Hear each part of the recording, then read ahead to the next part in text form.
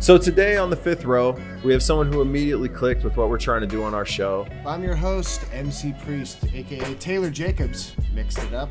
He was one of the first people we thought of when we thought of putting this whole thing together.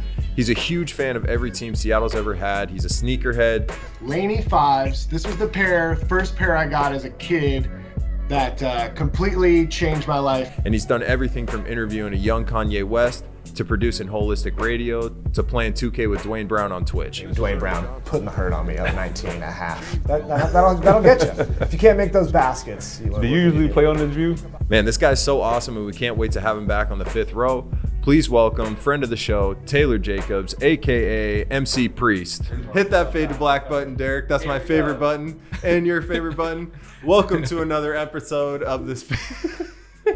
Welcome to another episode of the Fifth Row Show. I'm Nick. This is Will, and as always, our producer in the corner over there with no camera is D. Mikey.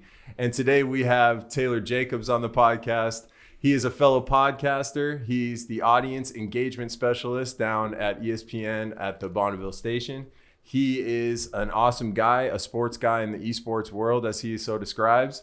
Welcome to the podcast, man. Thanks for coming down. Hey, quite an intro. I need to bring you around, have me introduced everywhere I go. I appreciate that. Always got to have a hype man, right? I know, that's so true, man. I need that hype man. Thank you. I felt the pressure because we do have someone in the business in the studio today, so I felt the pressure and had, I had to bring out a real intro. You need to rise to the occasion, man. Exactly. I think we're on the right trajectory. We're going there.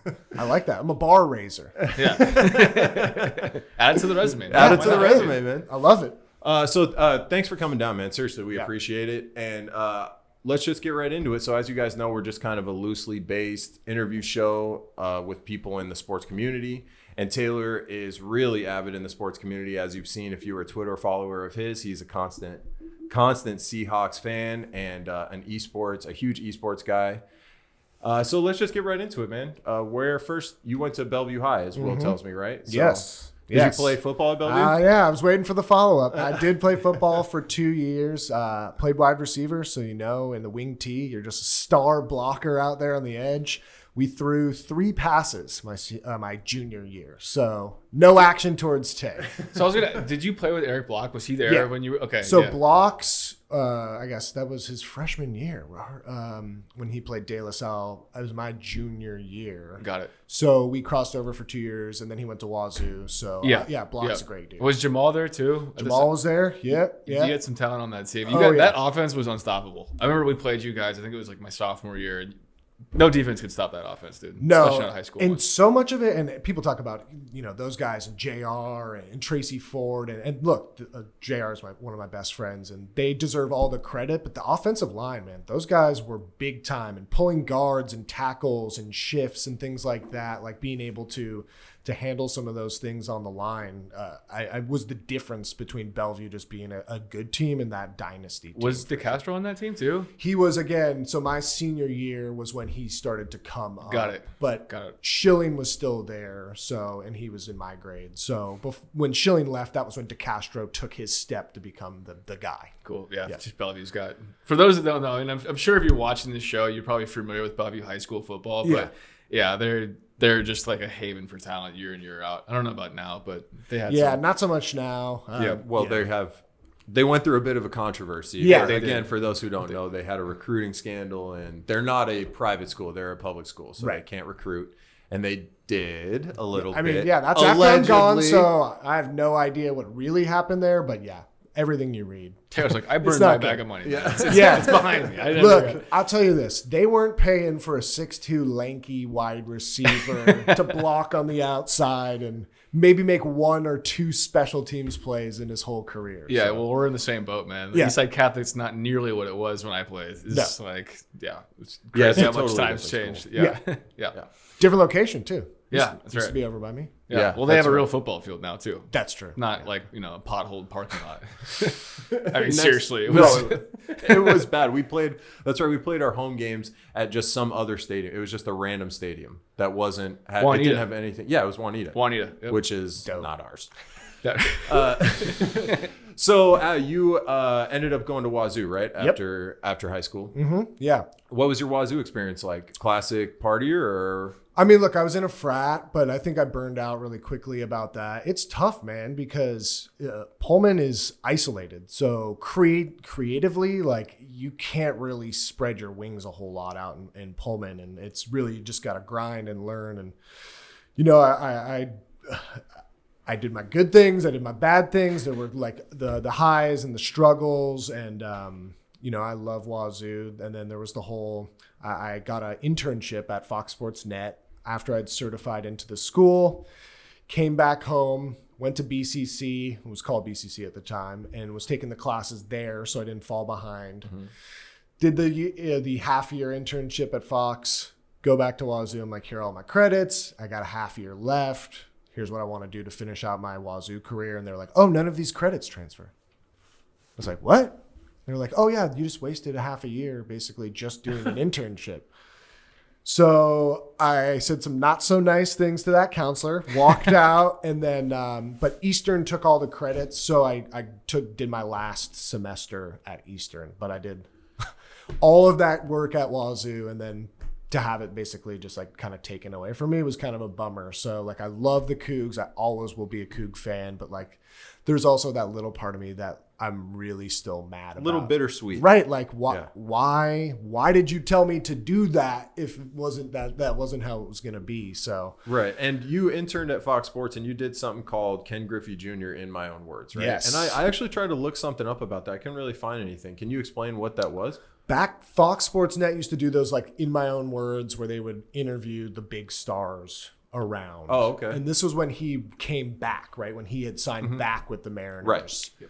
That was the first sort of big project I worked on. He's sitting in the stands, and it might have been Brad Adams who interviewed him, sort of this one-on-one intimate interview. So what was your role? What did you get to do as an intern? Just like production assistant. So like, you know, grip work, setting up the lights, breakdown, helping, you know, roll the video into, because it was also analog, right? So they were actual videos, rolling that into the system, backing it up onto another tape, that type of stuff. So, and just standing there in the back with the light shade on Ken Griffey Jr., just like, oh my God, it's Griffey. Trying not to lose your mind. I mean, it is honestly, sometimes you have to pinch yourself when you're standing next to these guys like, oh yeah, just Griffey, hey. Yeah. Well, you were probably, 19, 20 or something like that at the time, right? Yeah. So I'm sure that would be a little nerve-wracking for any 19-year-old. But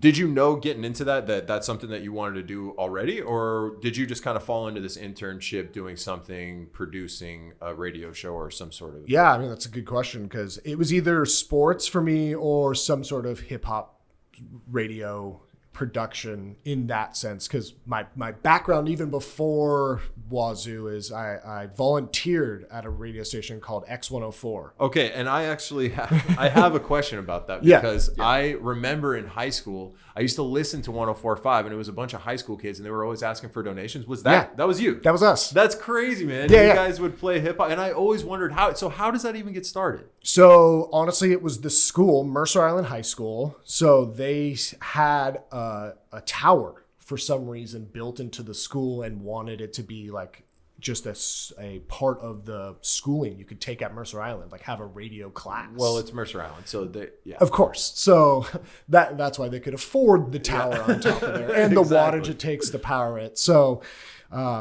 they, you know, it was just getting started when I was in high school, and I, again, growing up, loved rap, loved hip hop, and you know, Cube was in this weird spot where it was starting to become really commercial and like, man, Drop It Like It's Hot was playing every other song. And it was just like, all right, man, like I need something else. And then the station starts getting a little bit more popular. I went there and I was just like, what can I do? Can I volunteer? So I was volunteering, literally just running the board, cleaning up after interviews.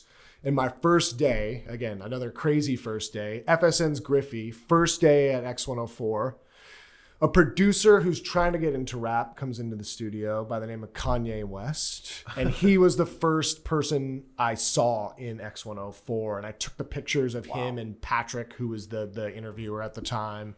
Took pictures of them during the interview, help run the board and edit some of that stuff. And That is crazy. the rest man. is history. So we saw something on Twitter in our research here, and we couldn't find the answer because whoever answered it correctly, their Twitter was private or something like that. So we all took guesses at this. Okay. You interviewed everybody but one of these people on X1045, right? Yeah. Kanye West, Yep. Young Jeezy, Raekwon, The Game, Pusha T and Malice, Pharrell, Fabulous, Prodigy, Ludacris, or Juvenile.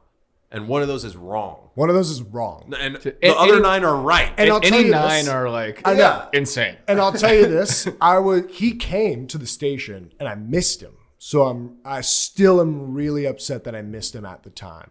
Oh, man. You're upset that you missed him. So you're like at like 9.5, basically. Yeah. Like, okay. So he's there. Yeah. So, okay, I think, Will, do you remember what your guess was? I think my guess was Jeezy.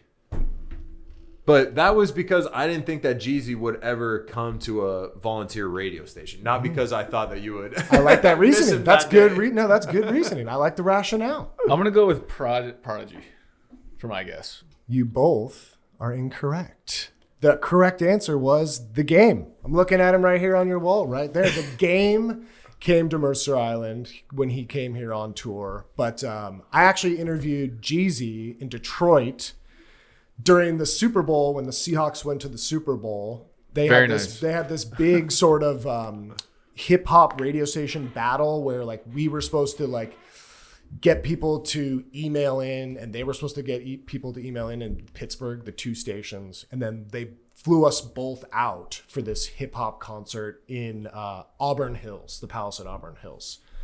And it was Jeezy, Juvenile, God, who else was there? Dipset, the whole Dipset crew. Jay-Z's standing next to my dad. Casually. Freeways standing next to my dad. Casual. Smoking. And my dad's like on a Bluetooth talking to my mom, like back at home during like this rap concert. But they were all, honestly, everyone you just mentioned was so amazing. And they were such good interviews, and they were so nice to us. And like, man, even for like a bunch of high school kids, they treated us like we were professionals too. So that really like sort of set the tone for my career of like, man, if you just sort of put out that energy of like, we're equal. No one is, you don't have to like look up or jump up. Or, you know, if you're on that same playing field, then it can be such a great experience. And I'm so thankful for all those interviews and everyone who was a part of that station back then, because it really shaped not only my music fandom, but just my radio career and how I could interview these people and not feel out of my league as I'm sitting there across from like Young Jeezy as like Thug Motivation had just come out, and like Juvenile Slow Motion is #1. Like all of like in those moments, talk to these guys, and I'm just I'm really, really honored to have been able to do that. And you're in high school. In high school. I can't even imagine what I would have been like interviewing some of those guys as a high school kid. And you know, some of them were tougher than others, like Push and Malice. The guy who was interviewing with us kept calling it Track Star Records. And all of us were looking at him like we wanted to like strangle him. Like, bro, it's Star Trek Records. Like, just get the name of the record label right. And like, I can't be doing this interview with you if you're getting these little things wrong. So, and also learn how to like work with teammates and coach them up and get them on the same page. Right? So did you go to Super Bowl 40 then? I did. Yeah. Brutal. Yeah, not good. Brutal. We'll skip over that one. Right? Okay. Now, Detroit, after a Super Bowl loss, bro, don't advise. Yeah. I'll take your word for it. Yeah. That's a good point, actually. Yeah. Definitely do not go to Detroit if they just lost the Super Bowl. No. Wow. Yeah. Let's skip over that one. Yeah. We could, that's a whole nother podcast. We'll save that for podcast. All right. That'll be episode 2. You heard it here first. All right.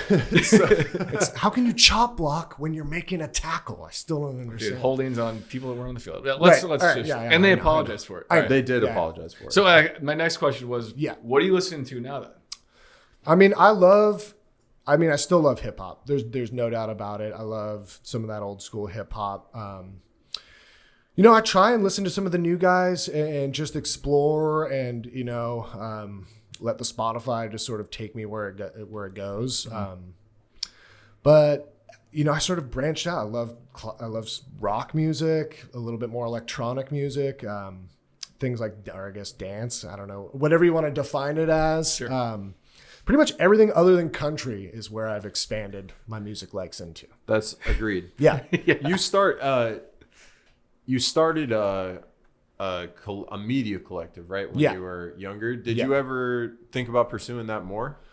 Yeah, I mean, to be honest, before I really got into radio, I wanted to produce some sort of anything, right? Film, music. I just wanted to have this production conglomerate, this collective, as I called it, of people who were creative and can come and work under this sort of label and have the freedom to make movies or shorts or shows. Or I mean, now it's everywhere, right?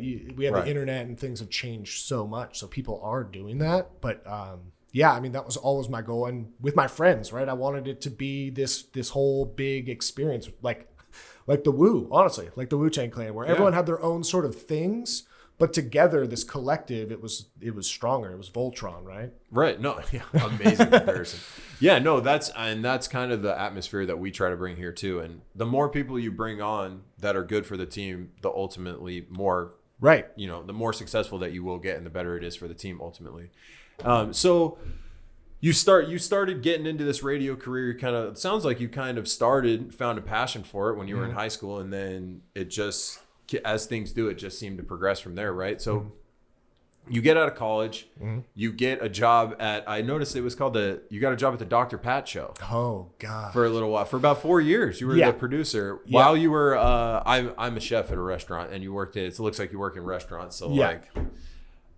yeah. Hey, look, my biggest I know that advice, I think 6 months, look, any sort of schooling you do after, I think the first year when you get out of high school, you should spend 6 months working at a restaurant, 6 months working in retail, because that changed my whole perspective on how to treat people, what people go through in other professions on a day-to-day. Just like I said, I worked at Big Five too, and it's like some rough clientele at Big Five. So Yeah. people returning shoes they've mowed the lawn in for 3 years, and degrading you because you can't take it back because it's flapping. It's got like a flap in the wind. And at a restaurant, right? Like, you work so hard, you take care of this table, and they're like, keep the change, and it's 3 cents. And you're just like, how do I not snap on these people right now? So Yeah.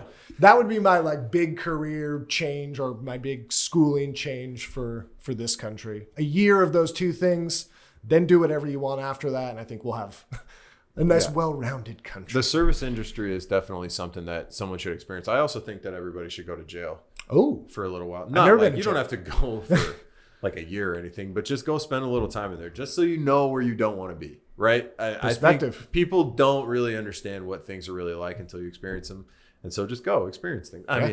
mean, don't get arrested. I'm not advocating that people go out and get arrested, but I think Right. a lot of people need a reality check. So when you get out, when you start becoming, like a person, you start getting out into the real world instead of you're on the Dr. Pat show, you're working at the restaurant. What was it like being the co-producer on the Dr. Pat show? Because that is not sports related. It's definitely not No. hip hop related. And look, that was just one of the shows. So the station is 880. It's here in Seattle, and loved my time there again. But it's pay to play, so you can, and that's how I got on air. I paid to have my show on air there to get that airtime. So I bought that hour Okay. on Thursdays every week, 52 times, whatever it was per year, and that's how I got on air there. But before that, I mean, Dr. Pat was an experience because it's holistic. It's a holistic healing show, and there's a lot of I don't know if you know about that space, but there's a lot of interesting thinkers, is how I'll put it, and unique individuals and people who believe they are portals from another dimension, things like that. So you're working with that, and then I'm also doing overnights because I got to work at the restaurant to make money. So I'm doing overnight shifts sometimes, working Chinese and Russian radio. I don't speak Chinese. I don't speak Russian. That's got to be amazing, though. I would So- have a blast doing Chinese and Russian radio. You have no idea what anybody's saying. People are laughing and screaming at you. It'd be a great I wonder time. what they're talking about. I Yeah. have no idea. They could be talking about me. They could be talking about overthrowing this radio station. But The whole show's about how stupid you are. So you Right. have no idea. and they're just look at him. He has no idea. He's just sitting there. Yeah. So yeah, I mean, look, it was basically the dues I had to pay because I knew that that's how I was going to get my show on air. And that's how, press play radio was going to take off and how I was going to get a voice in Seattle at somewhere and start something and have some creative say on something, right? Right. No, we're big advocates of either do it for free or figure out how to fund it yourself until somebody pays you, right? Because if you're putting out not quality products before it's even worth it, then what are you even doing? You're immediately going to fail. And go for it, right? Like you guys, no one's stopping you from starting it. Right. Just go for it. Yep. And, it takes a little elbow grease and you might have to grind for a little bit and, need some help from here or there, but it's ultimately going to push you there, right? It's going to get you to your goals. But if you're waiting around for someone to come find you, it's not happening. That just isn't how it works. Unless you're, on Huddle and you're a recruit, people aren't coming after you and trying to get you to go somewhere. Nobody's coming after us. No, you don't have any built-in commodity. Right. And a lot of people I think are just afraid to make that first step. Yeah, it's true. Yep. Yeah, they are. And I think a lot of people are just afraid to show up every day. Maybe not afraid, that's not the right word, but it's hard. It is hard to wake up and show up every day and commit time to doing it, right? It's the same thing when people are looking for jobs, right? You have to commit as much time as you would at a regular job, at your normal day job, to looking for a job, right? But nobody wants to do that. No. So it really just takes the time commitment, and understandably, some people probably don't have that. Yep. But so it sounds like it was an interesting experience. Yeah. If anything else, right? That such a learning experience. And then I worked on their other station. I'm spacing on the call. So actually, pardon me, I was on KKNW. That's Dr. Pat. That was 1150, and Kixie 880, which I mentioned earlier. That was where Gonzaga games were. Okay. That's their radio home here in Seattle. So I produced those games for the Seattle broadcast. So that was my one sports thing they let me do other than my show. So yeah, that's awesome. And 1150 is the same station that you had Press Play Radio on, right? Yeah, KKNW. And so did you just kind of catapult the last show into Press Play Radio, or how did that get started? Yeah, so it became Press Play Radio, and then I brought my friend Dietrich, I brought my friend Griffin. They were my two co-hosts, and then it was sports and entertainment with music, right? That I wanted it to be, almost like a hip hop show, but we talked sports and movies and music and just pop culture, Jordans, all of that stuff. It was just an all around show mixed in with some of that music threading throughout. So, and then it really sort of grew and grew and grew, and then grew into me getting an interview at 710. Right. And is that where I've heard you reference and I listen to those, and it's an awesome idea. Yeah. Let me just say before I say what I'm about to say. And you can borrow it. Yeah. Well, and I say borrow. It's funny that you say that, because that's what this was supposed to be. If you couldn't tell, I mean, it was just like a lifestyle show, and we should probably narrow things down a little bit and hone in on something. But yeah, I mean, we had the same idea. Yeah, we had the same idea. And I'm sure a million other people have had the exact, what's all the shit we really like? Let's just do all that shit, which is awesome, because a lot of people really like all the same stuff. And there are these bridges, right? So much of just basketball culture also weaves into other sports, and football, how it weaves into other sports, and college, how it weaves into other things, and hip hop and music and art and all of those things, how it all weaves in and out. And there's these bridges, and can we talk and focus on those bridges between the two things or the two subjects? And that was where we wanted to live, was on that bridge. Right. And did you meet your co-host Chappie from 1150? I've heard you reference that on the show, but I'm not sure. No, so Chappie and I met in college. He was a bunch of my high school friends went to Fiji's out there at Wazoo. I was in ATO, and then he was in Fiji's, and all of them were like, "Hey, you got to meet this guy Chappie. You're gonna love him. You're instantly gonna get along with him." I was like, "Yeah." Yeah. And I met him, and then it was just it was that scene from Step Brothers. I was like, are we best friends now? What just happened here? I never want to not know you ever again. I love everything you think. And from that moment on, he was best man at my wedding. I was in his wedding, and we just are. Now we have the new the Joystick Club, which is all about esports that we do together, and we're working on building that out and trying to make it, again, like I talked about, more of a collective and more of an umbrella for people to come sort of be in the Joystick Club and help them sort of get off the ground. And for those who haven't heard it, if you are a fan of esports or video games in general, and I'm not necessarily super knowledgeable, especially because you guys do a lot of Overwatch stuff, and I don't play a lot of Overwatch, but I do nerd out. I play a lot of Age of Empires. Oh, yeah. Maybe that's something that you're familiar with. Yeah. Again, we're getting back at now they're remaking all these classics. We're gonna start to broaden out to some of those. Oh, that'd be awesome. I would love to. Yeah. We gotta get this guy on the Age of Empires episode. Yeah. The crossover. Oh, please, man. Name it. I could talk about Age of Empires all day. Oh, I know. And I remember I played Overwatch when it first came out, but I was never really, it's just it didn't stick for me for whatever reason. I haven't really been into those games really since Halo or the first Call of Duties, but it's just because I suck so bad at them and it's frustrating and I don't want to play and I'll be candid, the reason why we went so heavy on Overwatch League is we anticipated Seattle getting a team. Which they did. They did not. Well, they got, so Vancouver owns Vancouver and Seattle as far as their organization. So but our name's on a team. Right. So the Seattle Surge, the Call of Duty team, that's our esports team. But we thought we were going to get the Overwatch bid. And we thought Paul Allen was most likely going to be the owner. Mm-hmm. Obviously, we know what happened with Paul. God rest his soul. Yeah. And so things didn't work out, but we were sort of not hedging on that, but we were anticipating it. Didn't work out that way, but we still sort of loved the product, loved the league. And then we built an instant relationship with Vancouver. Mm-hmm. And then I'm really close with a lot of people in their front office, and they're owned by the Canucks. So I got really close with a lot of people in the Canucks front office as well. So that's awesome. And you've interviewed some big names in Overwatch. Yeah. I mean, for those who know or don't know, man, I'm going to mess the names up, but you interviewed a Korean guy. I don't remember his name. A lot of them. But you had a special episode of the podcast where you went to, I think it was BlizzCon in Vancouver, and you interviewed the coach and a player from a team.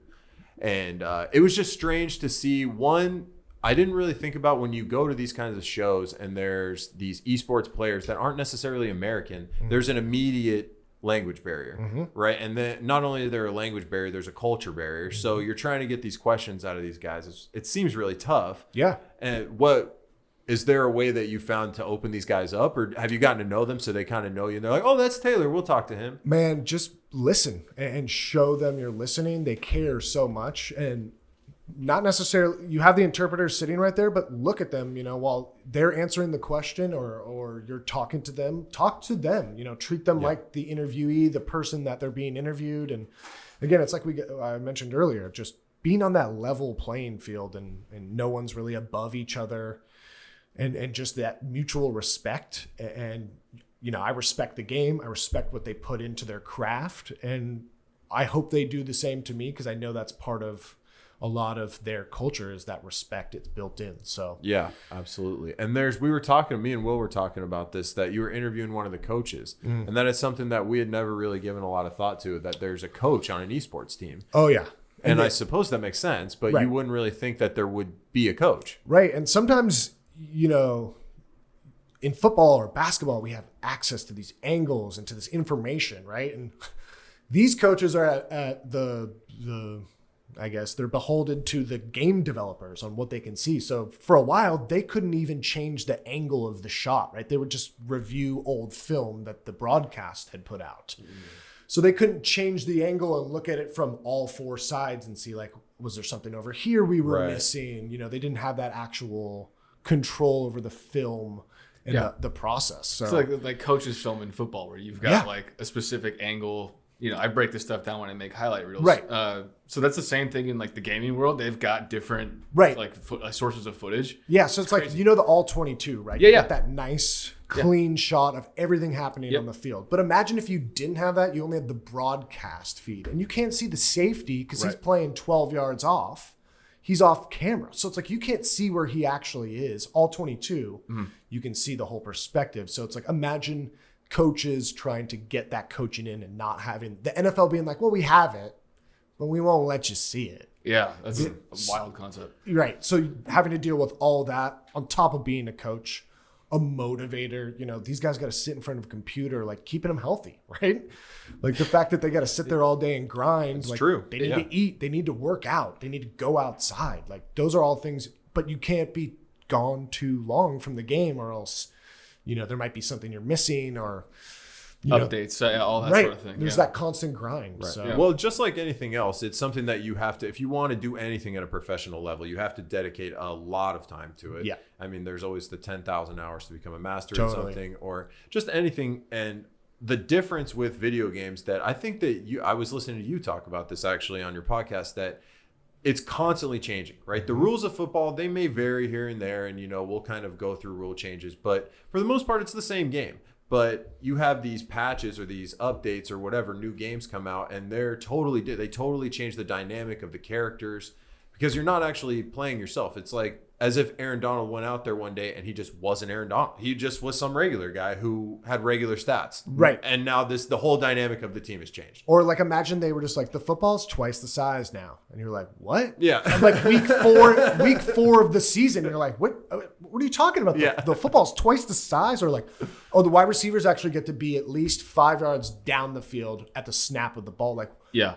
we need to get them more reps. We need to get them more looks. We need to balance out the numbers for the wide receivers. So that's what we're going to do there. Right. And that's week 10. And you're like, well, we're getting ready for the playoffs. We're thinking about all this. So that's what I love also about esports is just it's not as simple as a guy sitting there playing video games. There's so much that goes into it. The grind, the hours, the prep. It's like sports. And I think that's what drew me into it was I saw so many correlations between the process, you know, down there in Renton or on Montlake or anywhere here or anywhere in sports and what's happening at an esports complex. Yeah, man. And it's when you really start getting into the small details of what it really is to be good at a video game, you're not just good at a video game. You have all this knowledge about how the program works and what the AI is doing and the situations that you get in versus the button combos. You basically are just running a program, right? Oh, yeah. And there's guys who break it down to the frame. Right. Like,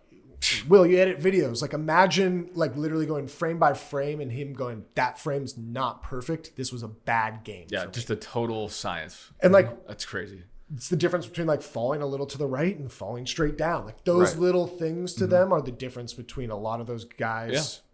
Well, I mean, and anyone who's played online sport or online gaming in general, you know, it's Right. like just like a half second earlier or later is all the difference. Like, All the especially when you play Call of Duty, how many times you complain about like, man, if I just shot him one more time, Right. Like he'd be down and it said I'm dead. So it's like I understand it. Yeah. Right. And it's the same when you hear a professional football player. I mean, I'm not necessarily a huge fan, but Cam Newton had this interview that he did where he was, I forget, I think he was on a late night show or something like that. And he was talking about how he would call a play coming out of the huddle and he was giving all the play calls and the signals and the audibles and this and that. And to someone who even knows football, I still had no idea what he was saying. Right. I do know what his intention was in saying all of it, but I have no idea what the actual words mean. And so that's kind of at the level I'm at in video games. And I'm sure a lot of people are, where you're kind of looking at, it's like a caveman with a cell phone. I know that I can call somebody on this if somebody has one. Now, as far as building it, I'm fucked. Right. I just know that it works. Yeah. Right. And so these people that you talk to and that you play with are on that whole other level, which is really an eye opener when you get to that level, because you realize how bad you actually are at this game. Oh, yeah. And it's an ego crush. Oh, yeah. Well, it's the worst when you don't even know how you're losing. Yeah. Like when the people you're playing are so good, you're like, how is this happening? Right. So like understanding why you suck is the first step of getting And then they can toy with you. Like, Yeah. I've seen Madden pros just toying with people. Oh, like, dude. honestly, it's crazy. I play a lot of Madden, and every now and then, like I mean, probably like 1 out of every 20 games or so, I'll play some guy who can he's making fun of me. Yeah. I can hear him laughing from Yeah. Denver or wherever hell he's playing from. I'm like, I'm in a prevent defense. This guy's throwing 60-yard bombs every time, and I'm playing with the safety. Right. So like, and of course, automatically, I'm like, well, the game's just cheating me. Right. But no, it's probably him. And Right. He just knows how to do it. Crazy. Yeah. It's just insane. I know. So since we're talking about video games, you play video games with a bunch of Seahawks players, which is like Yes. kind of a kid's dream. Pre-COVID times, yes. It Yeah. was, honestly, it was a random thing I had thrown out to my boss and then kept kind of bringing up as a joke. And then the Seahawks were into it. And it was the best thing ever. And it was, I was so lucky. Dwayne Brown was the first one. Saw that, man. And, That's crazy. and he's Super cool. honestly such a legit dude. Yeah. And The interview really was. He seemed like a very introspective and a good guest, right? and he helped me because, again, like I said, as much as you want to not be nervous and you want to be the even play, I mean, like, look, I'm sitting next to him, and this is, look, an offensive tackle in the NFL. Those guys they're a different breed of human being. Like when you see them Three walk of in, you. right? So the fact that I'm sitting here next to him, we're joking around, we're having a good time. I remember if you watch the actual game, I run out of bounds like 3-4 times. My user character is like running out of bounds because I'm looking at him like, I'm so invested in what he has to say, and I'm listening. I'm like, oh, I'm playing a game, and like, oh, he's scoring on me, and It's all right. You can let him win. oh, yeah, always let them win. Yeah. It's, Really. I forget who I was interviewing. It might have been. We're Nico. not gonna do that when we play Madden later. By No, the way, yeah, we're not yeah. gonna let you win it all. I was up on someone in 2K in the third quarter, and they were shutting down in the interview. So I like literally was like, I'm just gonna huck up some shots here, like kind of shift my guy out of the rebound way, Yeah. let him get back in this thing. I like let him win by 2. That's hilarious. There you go. It's a business decision. Yeah, It is a business but decision. the interview was so much better. He was laughing. He's having a good time. And look, man, I don't care. Like, look, Yeah. when we play, I'm sure Madden's not my game. I don't care if I lose. It's all about having a good time. We're having a good time. Yeah, So no, listen, I don't care either. no It's one's just- going pro. No. I know Yeah. that for a fact. Yeah. So Well, there's still a few years left. Who knows? I There's might- when you interview someone like that, like Yeah. a Dwayne Brown, for example. Mm-hmm. And I've talked about this a couple of times with friends of mine in interviews that I've conducted over the years. When you are, it is very surreal. But then is there a part of like the back of your mind that says, all right, I'm working, there's a job, and so like the fandom has to kind of go away. yeah, Because it's a results business, right? yeah. Honestly, I think it's when you sit down, you shake hands, you say what up. I think that's the fan moment. And when you sit down, you sort of turn on, you're right, that work mode where you're like, all right, it's an interview. You know, it's going to be casual. That's the setting. But, you know, you got a job. You got to interview. You got some questions to ask. You got to listen, respond. That's another big thing. Like, you know, following up if they have a good answer. Asking them a follow-up question and not just having like a list of questions I've memorized and just railing through these questions, like actually engaging with them. And yeah, but again, you also sort of snap out of these moments where you're like, man, like I'm playing with the Griffin brothers here. Yeah. I'm just playing Fortnite, and like Shaquem is shitting on fools. Yeah. Like, he's crazy. I've always found it's like later. It's once the interview's over, once the job is complete and it's done and you did a good job, that's when it's like, holy shit, I just did that. Right. It's crazy. Honestly, and I'd be driving home sometimes, and the Seahawks representative would text me and be like, that was such a great interview. Like, oh my gosh. Or Like, I blacked out. I know. I feel so bad. The best interview I did in that series, we actually lost. The cameras shut off. Oh, no. It was like an auto setting on the camera, and it turned off. We know that all too well. Right. Cameras are working, right? Right. double check. Yeah. Trey Flowers. Me and Trey played, I think it was Fortnite. And he was like, can we keep playing? And it was only supposed to be 20 minutes. You know, the Seahawks have a really strict schedule. And he's like, Oh, he was into it. He was into it. He's like, can we keep going? And NASA's like, yeah, let me check your schedule. Like, oh, it doesn't look like you have a position meeting. Like, you can keep going if you want. So we play like another 20 minutes on top of that. Like, again, just sort of BSing, asking questions. He was such a great guy. They've all been such great interviews and such great people. And yeah, now hopefully when COVID times are past us, we can get back to doing it, because I think it was just starting to reach people on the outside who aren't necessarily tuned into everything. Like if you're following 710 or me or someone else, you probably were in contact with it, but we were starting to get people like, hey, what is this? I haven't heard of this. And I saw it. Was it on? Were you guys doing it on Twitch? Yeah. So we'd post it on YouTube. It would premiere on YouTube the same time we'd put it on Twitch. Okay. too. Yeah, and I don't know. I mean, people love playing. I don't understand why they wouldn't just want to go play with Shaquem. You know, no offense to you, Earth, but Yeah, I would love to play if you could play Fortnite or whatever with Right. Shaquem Griffin. Is it hard to? I know I can barely just talk at the same time. Is it hard to play video games and try to ask the interview questions at the same time? It is a little bit of a challenge, and again, I think that's why I just don't take the the gaming too seriously. It's just sort of the setting. It's how we make it casual, and it actually honestly helps them sort of open up and let loose, because it's not so much of a like, you sit here, you answer their questions. Right. After practice, they're going to ask you this. We reviewed the questions. You know, it's way more casual. I mean, they did review my questions, but again, just trying to make it that fun setting, get them in a setting you don't see them in. Yeah, I was gonna say it's pretty brilliant because, you know, just kind of like bullshitting over playing video games is as casual as it gets. So just by nature, you're gonna get a much more laid back, you know, engaging conversation. Whereas you're not like behind a camera with a notepad while the player's behind a podium, and there's like that immediate kind of like awkward border there. Yeah, not to mention a lot of these, I have to remind myself a lot when we watch professional sports that a lot of these kids are like 21 years old. Yeah. You know, they're children. And I don't mean that negatively. They're just, compared to us now, they're very young. And that's what they do. They want to go play Fortnite. That's what this guy, Trey Flowers, wants to go home and play Fortnite. Look, for sure. DK Metcalf ran the Fortnite group for the Seahawks. Like, he was in charge of getting everyone on and getting dropped in. So, like, yeah, it's just a part of those guys and what they do. And as the league gets younger and younger, you know, that's where these things are moving. And those guys are growing up playing these games and living those video game lives. Is it going to continue once things clear up? We hope so. I mean, the Seahawks loved it. They had a positive response. The players really had a positive response. So I think that's the goal. I would love to keep doing it. We had a couple of our other hosts sort of join in. We did a special Mario Kart edition with the 710 hosts. Nice.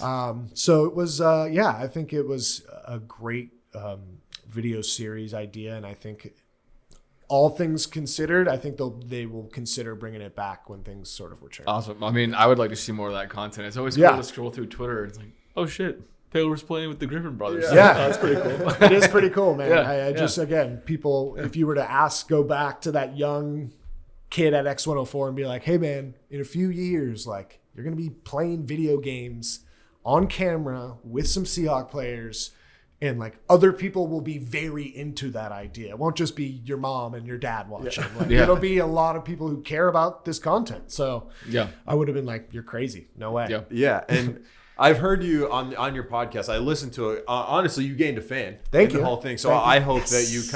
I hope you keep doing it. 1% better. My parents and one. We got one. But you said a few times that a lot of people maybe look disparagingly at video games, especially when we were younger, you know. And this is kind of the common narrative, and it's the classic joke now that everybody laughed at you, but now you're fucking rich playing video games. Did you have that kind of attitude when you were growing up and when you were getting into this, or when you started playing with the Seahawks, where you're like, yeah, look at me now? I mean, that's a good question.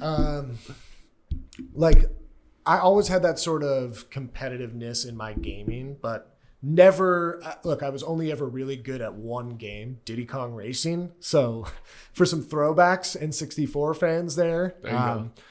Well, you're a big Ocarina of Time fan. Yeah, right? so like, I love video games. I love the stories that you can tell in the video games, and the worlds that some of these places, the games take you to. And I was never really a big, like, I have to beat this guy one-on-one. Like, if there was a good story, sweet. If it's a good multiplayer like Smash Bros, like, let's play. Like, the competitiveness only came out ever so often when I was gaming. But you're right. As I sort of grew into the space, now I'm more like, all right, well, yeah, you may be better at this game, but like, you don't do this on a week-to-week basis, or like, you don't interview these guys on a week-to-week basis, or like, you know, I got to go with the Titans to Philly when they were in the championship and cover them. It's like with the team, you know what I mean? Like, so I'm in the hotel with the team, like I'm around the team, and who am I? Like, I'm just some guy, right? I'm a reporter. Yeah. So that's sort of my competitive nature now, is just like my hard work has gotten me to these things, not necessarily just being good. So I'll take that.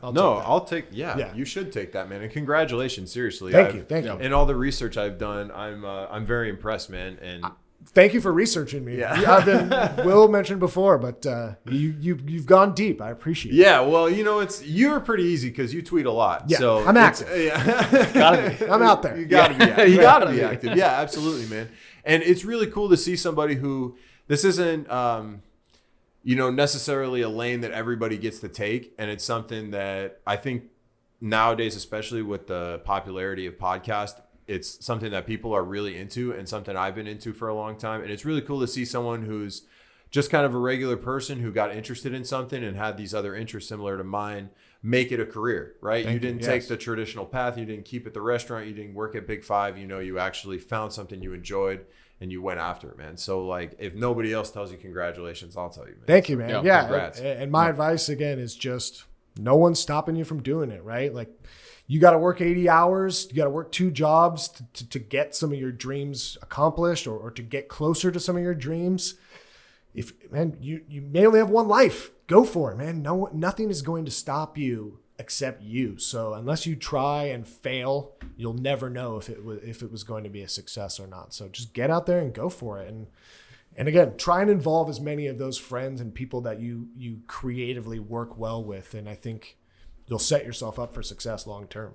Yeah, absolutely, man. 100% agree. Well said.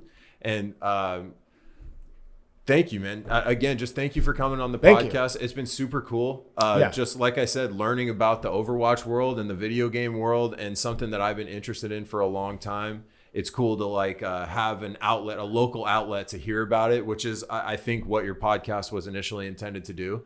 So thanks again, man. And thank you again. I know this day was kind of a busy day for you. No, So I told you guys I'm down. coming back for a part. We didn't even really get into hip hop. We talked about some of the people I interviewed, but we didn't talk about some of the music I'm listening to now. Doom is really the guy I'm listening to the most right now. Rest just in peace, R&P, man. MF Yeah. Doom. Just all caps when you spell the man's name. Absolutely. Yeah, absolutely. I got some stories about maybe how I was a nanny for someone on the wall in this studio.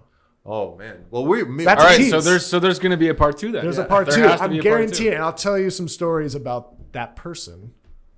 All And right. they're, we would love that, yeah, man. And maybe we'll make you a regular guest on here if Hey, you'd be into that. I'm That'd ready. be The awesome, studio's bro. awesome, man. This is so much fun. Thank you. Dude, guys. we're glad to have you. Thanks for finally coming on here, man. It was a long road, but hey, got you down We're here. I Right. love Yeah. it. Thank you. Yeah, Yep. thanks, guys. See you later. Go give us a like, give us a subscribe, do all the things you do on YouTube and Twitter and Instagram and the internet. And thank you to our producer, D. Mikey, who's laughing at me over there. Thank you, Taylor. Again, I know I've said it a bunch of times, and I always say it a bunch to our guests, but we are super thankful because we wouldn't really be able to do this if you guys didn't come down. Thanks for being dope, man. Thank you, Will. You're my guy. Peace.